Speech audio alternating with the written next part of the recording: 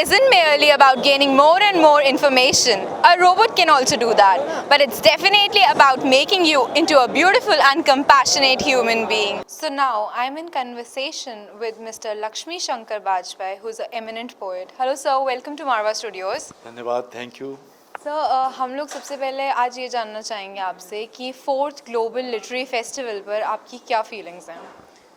देखिए, चूँकि मैं जो पहला फेस्टिवल हुआ था उसमें भी था, और दूसरा तीसरा जिसमें एक में मैं नहीं था, मैं बाहर था, दिल्ली भारत से ही बाहर था, वो मैंने मिस किया, लेकिन मैं आता रहा हूँ।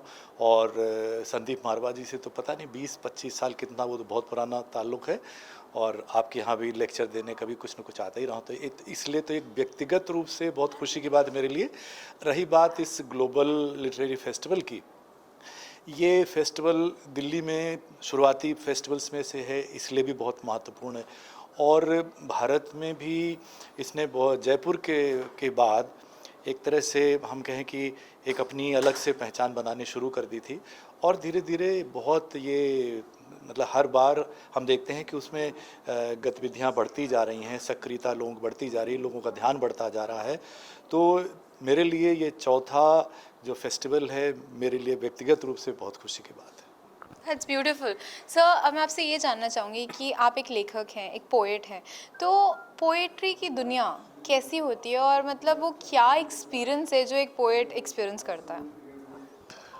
देखिए, मैं एक पूरा लेक्चर देता भी हूँ इस तरह के कि पोइट्री से आप कुछ भी कर सकते हैं, मतलब एडमिनिस्ट्रेशन, मतलब मैं ऑल इंडिया रेडियो दिल्ली का डायरेक्टर रहा, जिसमें 6 चैनल संभालने थे, और एक शब्द गलत हो जाए तो आप जानते हैं कैसा वो, तो 24 घंटे के चैनल, और कैपिटल स्टेशन, राष्ट्रपति, प्रधानमंत्री वगैरह वगैरह। लेकिन मैं मानता हूँ कि पोइट्री ने मेरी बड़ी मदद की, एडमिनिस्ट्रेशन पूरी ज़िंदगी। तो पोइट्री को तो आप कहीं डाल लीजिए, मैनेजमेंट करना है, कुछ करना है, रिलेशंस बनाने, कुछ भी, तो पोइट्री की दुनिया एक अपनी एक अलग दुनिया है, जो आपको कहीं भी एक बहुत मॉरल स्ट्रेंथ देती है, बहुत ताकत देती है, हिम्मत देती है। मुझे कभी हिचक नहीं होती, बड़ी मंत्रालय में मीटिंग हो रही, मंत्री के सामने मीटिंग हो रही, अगर मुझे सही बात कहनी तो कहनी, क्योंकि वो ताकत मुझे पोइट्री से मिलती है, ठीक है। और पोएट जो होता है बहुत सेंसिटिव होता है, संवेदनशील होता है, तो एडमिनिस्ट्रेशन में भी अगर आप सेंसिटिविटी है आपके पास, तो आप कामयाब हैं।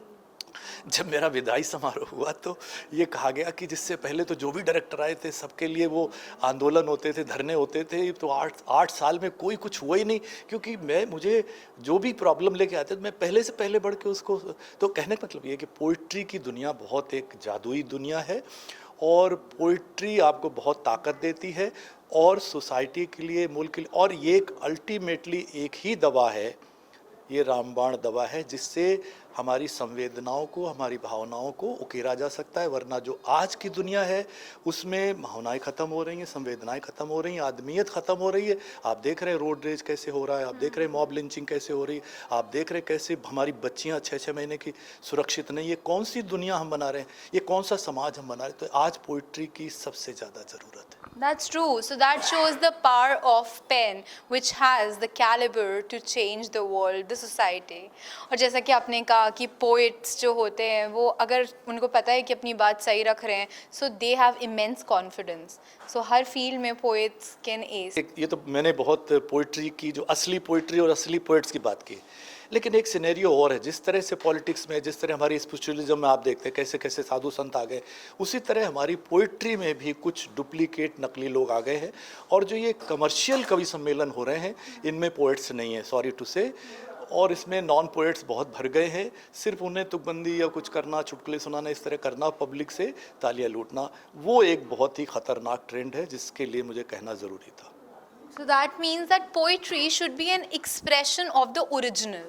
So अगर आपकी बात में सोसाइटी को चेंज करने का या लोगों के दिलों को छूने की ताकत है तो ही उसे रखिए, वरना it can destroy the society as well.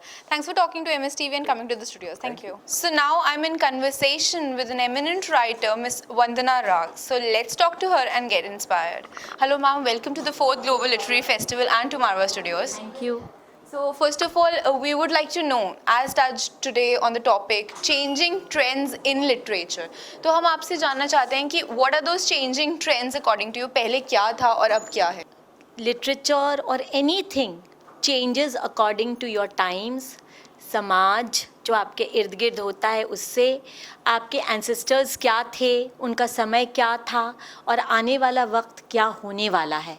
Literature in सब चीज़ों को मिला जुला कर बनता है। तो जैसे ही आपका समाज बदलता, आपका समय बदलता है, लिटरेचर भी बदलने लगता है।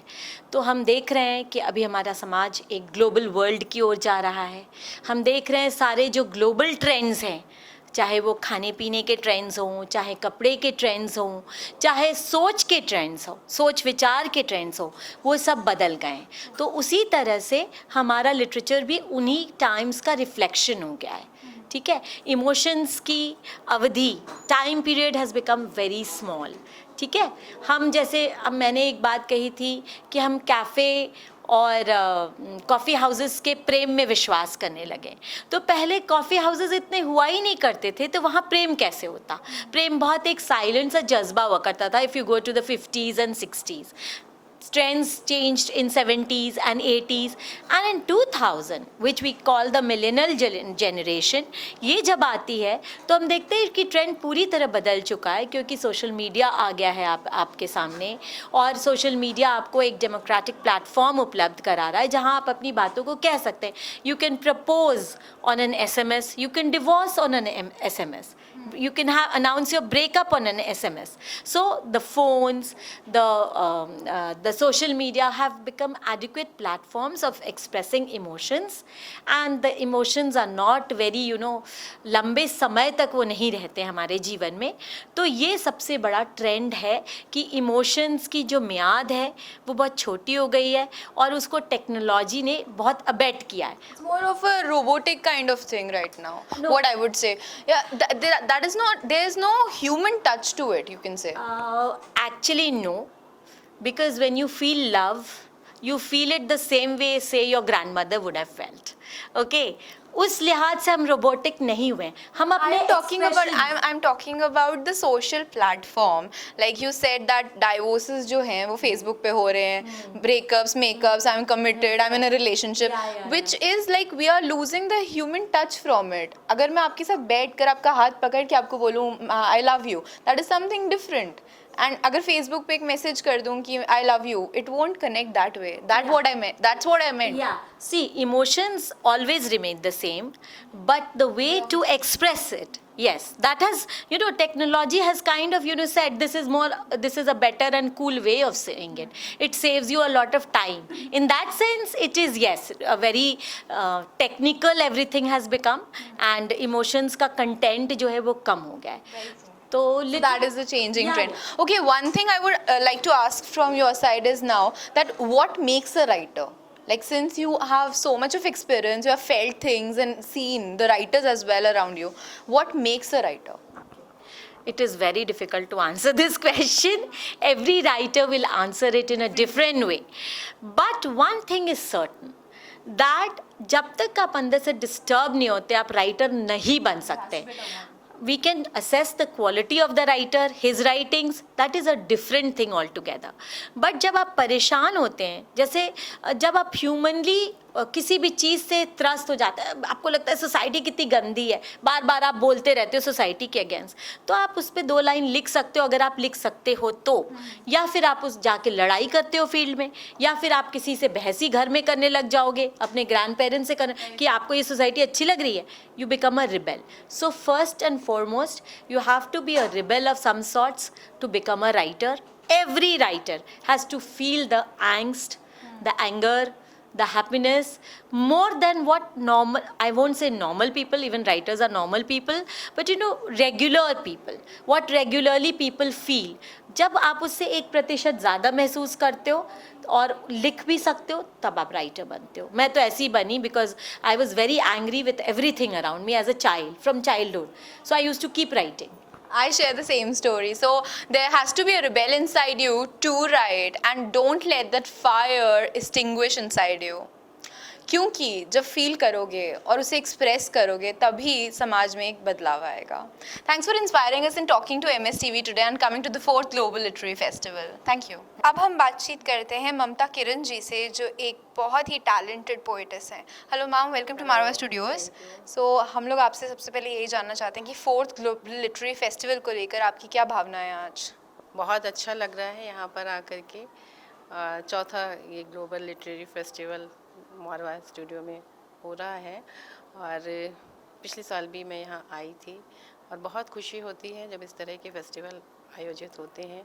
जयपुर लिटरेचर फेस्टिवल की एक शुरुआत हुई थी और उसके बाद से पूरे देश में जगह जगह हर साल इस तरह के आयोजन होते हैं और इन आयोजनों से जो एक बौद्धिक खान पान जो हमें मिलता है, क्योंकि आज की इस हिंसक और क्रूर होती दुनिया में ये बौद्धिक खान पान बहुत ज़रूरी है और ये बौद्धिक खान पान हमें इसी तरह के आयोजनों से मिलता है. Exactly. तो यहाँ पर भी आकर के जो यहाँ के जो स्टूडेंट्स हैं, यहाँ तो वैसे ही इसी फील्ड से ही जुड़े लोग हैं, लेकिन जो बाहर के भी लोग यहाँ पर आते हैं और यहाँ पर आकर के वो बहुत समृद्ध होते हैं. अपनी जो साहित्यकार आते हैं वो अपनी भावनाएं यहाँ पर शेयर करते हैं, जो कुछ उन्होंने लिखा उसको शेयर करते हैं. तो एक ये जो दोनों के साथ तालमेल बनता है सुनने वाले और लिखने वाले के साथ, वो बहुत ही पूरे समाज को हमारे इनलाइटन करता है.